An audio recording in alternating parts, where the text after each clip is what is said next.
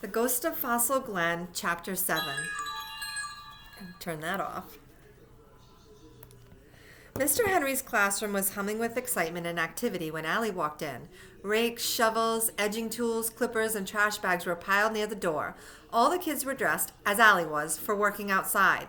Mr. Henry was wearing jeans, a denim shirt, and worn leather boots. Allie saw Karen and Pam standing over by the cage that held Butterscotch, the class guinea pig. She took a deep breath and started toward them, but Dub caught her sleeve as she passed his desk. "Did you remember the trilobite?" he asked. "Yeah," said Allie, and she reached eagerly into her pocket of her jeans. "Look." Dub took the fossil from her hand and whistled softly with admiration. Some other kids came over to see what Dub was looking at and began asking questions. "What is it? Where'd you get it? Can I see?" Dub was passing the trilobite around, and Allie was explaining what it was when Karen and Pam joined the group. Karen took a look and wrinkled up her nose. "Oh, it's another one of your little rocks," she said, sounding bored. "I thought it was something interesting." Then she sauntered over to her desk as Mr. Henry turned the lights off, then back on, the signal for everyone to stop talking and sit down. Allie sat at her desk, all the pleasure of showing her fossil draining away.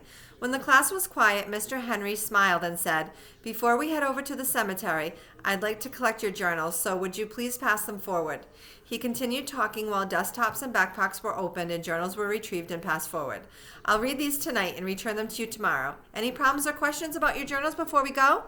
Joey Fredo raised his hand. "I forgot mine," he said. Mr. Henry thumped his forehead with his palm in mock despair. "Joey, Joey, Joey, how many times have we talked about this?" He paused. "You'll bring it in tomorrow?" Joey nodded. "Without fail?" Joey smiled sheepishly. "Yeah." Mr. Henry made his face very stern, but everyone in the class knew he was only pretending to be mad.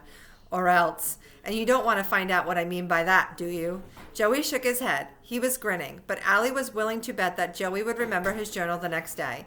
Mr. Henry had a way of getting kids to follow the rules without making a big deal about it. "Anyone else?" Mr. Henry asked. Karen raised her hand. "You said nobody is going to read them except you, right?"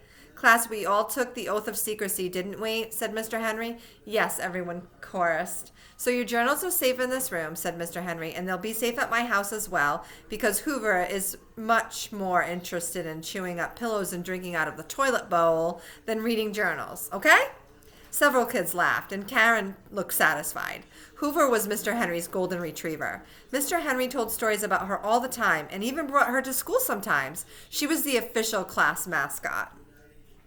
Mr. Henry was young and unmarried, and Allie thought handsome. The kids were always trying to worm information out of him about his girlfriend. He always answered by saying, "You mean Miss Hoover," and began recounting one of his dog's latest misdeeds or amazing accomplishments. He told them, for instance, that the week before she had dug up his neighbor's entire flower garden and proudly presented Mr. Henry with the prize she'd been seeking, an old cow bone.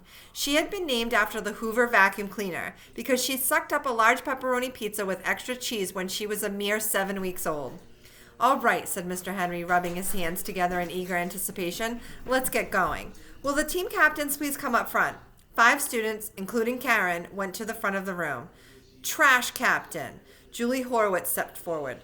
"All trash collectors, raise your hands." The 4 members of Julie's team raised their hands. Mr. Henry ran through each team to make sure everyone knew what to do. There was a team in charge of removing fallen leaves and twigs. The debris would be carried to the school grounds where the class, as another project, was going to create a compost pile. There was a team to prepare a new flower bed along the cemetery fence and another to plant and water the flowers. The biggest team was Karen's. Allie was on it, along with Pam, Dub, Joey Fredo, and Brad Lewis. They were in charge of clearing dirt and overgrowth from the graves, and cleaning and straightening the headstones.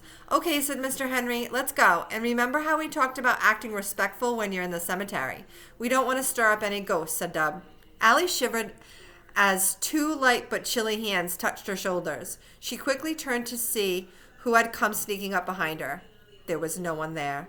She glanced around to see if anyone else had appeared to have seen or felt anything unusual, but her teammates were busily gathering their tools. Something very strange was happening, Allie thought, and for some reason it was happening to her.